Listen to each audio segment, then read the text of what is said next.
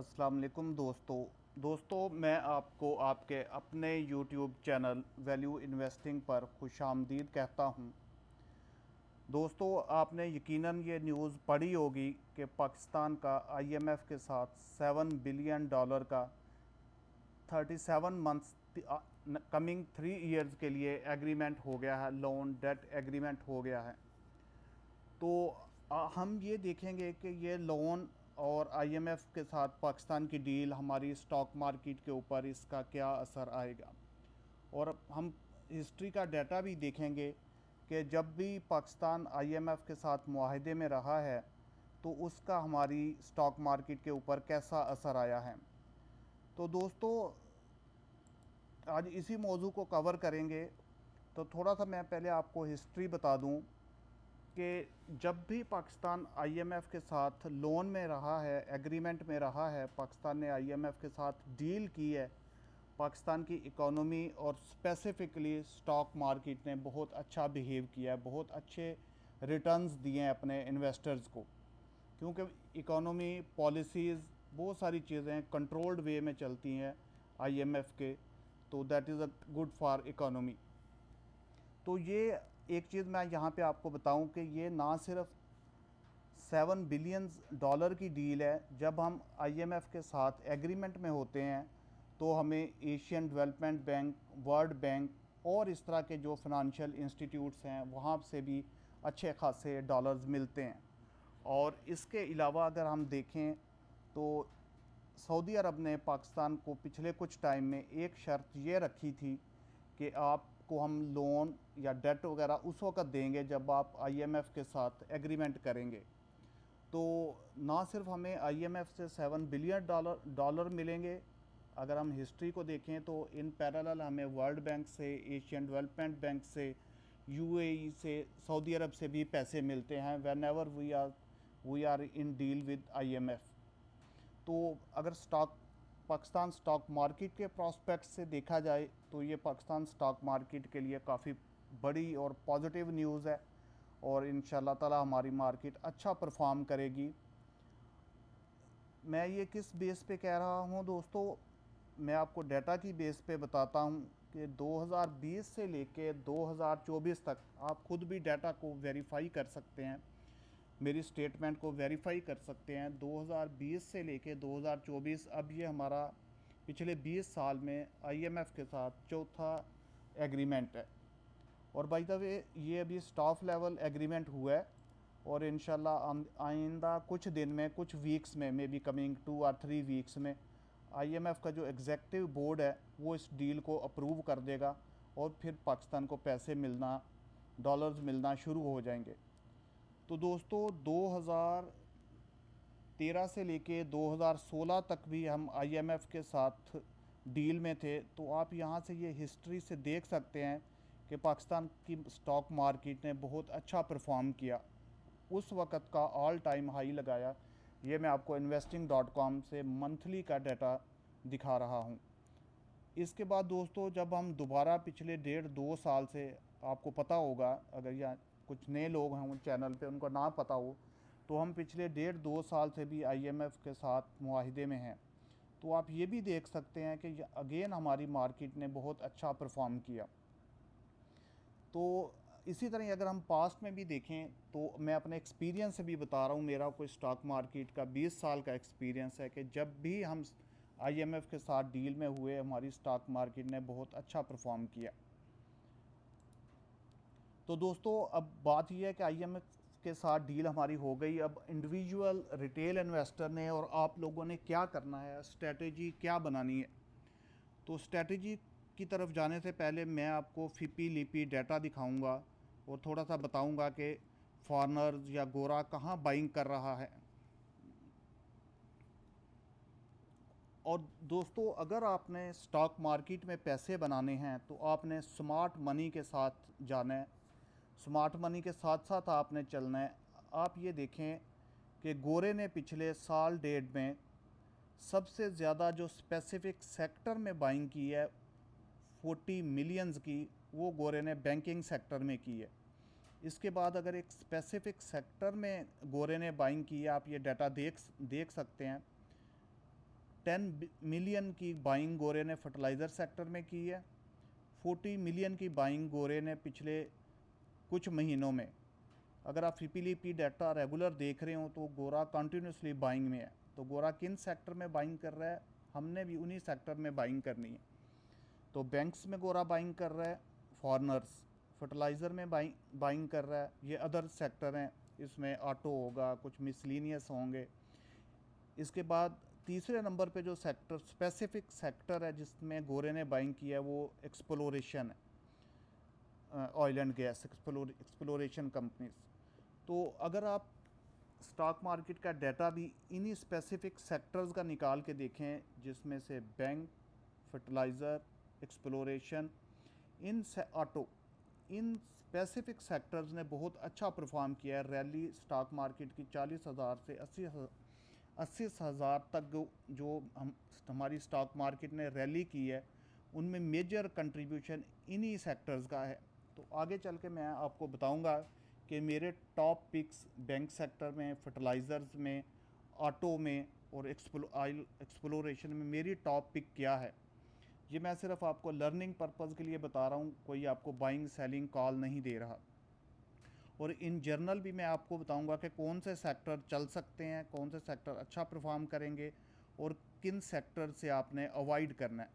ये वीडियो दोस्तों सिर्फ एजुकेशन पर्पज़ के लिए बनाई गई है, आपको कोई बाइंग सेलिंग कॉल नहीं दी जा रही। तो जैसा कि हमने देखा, सबसे पहले तो हमने ट्रेंड से देखा कि जब भी हम IMF के साथ लोन में हुए तो हमारी मार्केट ने बहुत अच्छा परफॉर्म किया। फिर हमने FIPLIP डाटा से देखा कि गोरे ने सबसे ज़्यादा बाइंग बैंकिंग सेक्टर में की है, फॉरनर्स ने। तो दोस्तों आपने उन्हीं सेक्टर में बाइंग करनी है। अब हम बैंकिंग सेक्टर में आते हैं, कमर्शियल बैंक्स में बहुत सारे इसमें बहुत सारे बैंक्स हैं हमारे कमर्शियल बैंकिंग सेक्टर में। लेकिन मेरी जो टॉप पिक है, सबसे पहले मैं आपको वो बता देता हूँ, वो है मीज़ान बैंक। और मीज़ान बैंक की होल्डिंग भी है इस वक्त मेरे पास। इसके बाद मुझे जो लगता है जो बैंक अच्छा परफॉर्म कर सकता है वो MCB है और UBL है। बाकी भी बैंक अच्छा परफॉर्म करेंगे। फैसल बैंक शरिया कंप्लाइंट है, फैसल बैंक अच्छा परफॉर्म कर सकता है, बाकी बैंक भी अच्छा परफॉर्म करेंगे। लेकिन मेरी टॉप पिक और मेरी बाइंग जिस सेक्टर में है मैं आपको वो बता रहा हूँ। तो मीज़ान बैंक, MCB और यूनाइटेड बैंक अगर मेरी टॉप पिक होंगी तो ये 3 बैंक्स होंगे। इसके बाद दोस्तों अगर हम फर्टिलाइज़र सेक्टर की तरफ जाते हैं तो फर्टिलाइज़र में वैसे तो 5 कंपनीज़ हैं। इन जनरल सारी ही कंपनी अच्छा परफॉर्म करती हैं, लेकिन इनमें जो सबसे ज़्यादा इन्वेस्टर फ्रेंडली कंपनीज़ हैं, इन्वेस्टर को अच्छा रिटर्न देती हैं, वो एंग्रो फर्टिलाइज़र है, मेरी टॉप पिक भी यही है। और उसके बाद फौजी फर्टिलाइज़र है। तो आप इन दो को भी देख सकते हैं। एंग्रो कॉरपोरेशन इटसेल्फ अच्छा परफॉर्म कर रहा है। ये फर्टिलाइज़र सेक्टर एक डिफेंसिव इन्वेस्टमेंट सेक्टर है और इन जनरल ये अच्छा परफॉर्म करता है। इसके बाद अगर हम देखें एक्सप्लोरेशन की तरफ, तो एक्सप्लोरेशन में 4 ही कंपनीज़ हैं। अभी मैं आपको दिखाता हूँ।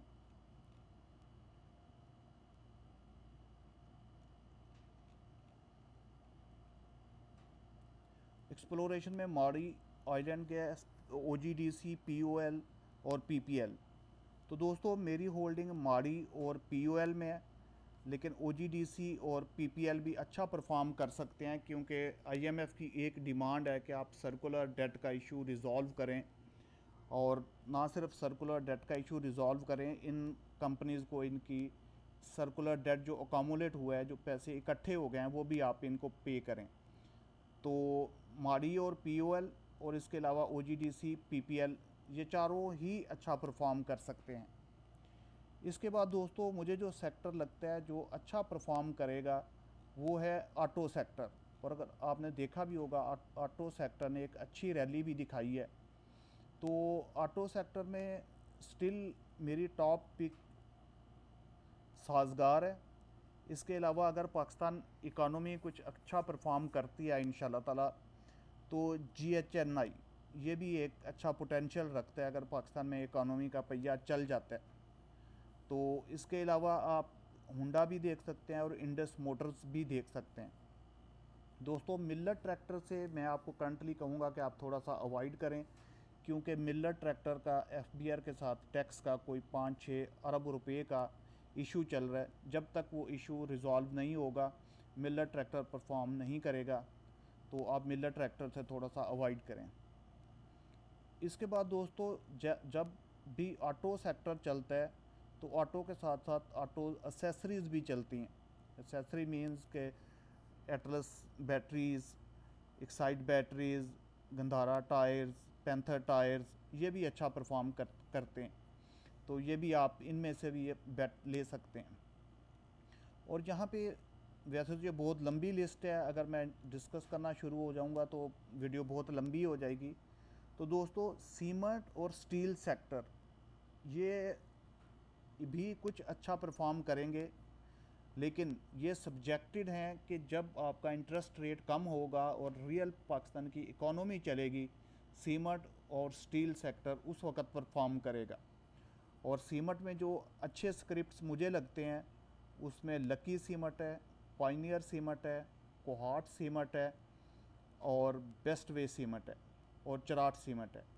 और बाय द वे मेरे पास जो होल्डिंग है वो बेस्ट वे सीमेंट में है, क्योंकि मैं हमेशा डिविडेंड वाले स्टॉक्स में इन्वेस्ट करता हूं कि जो कंपनी कुछ ना कुछ डिविडेंड दे।